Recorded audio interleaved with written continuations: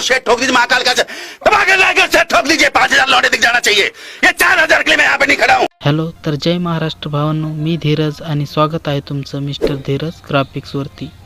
तर भावांनो, चॅनलवरती जर का नवीन असाल तर प्लीज चॅनलला सबस्क्राईब करून घ्या, कारण इथे नवनवीन आणि ट्रेंडिंग कंटेंट तुम्हाला पाहायलाच मिळतात।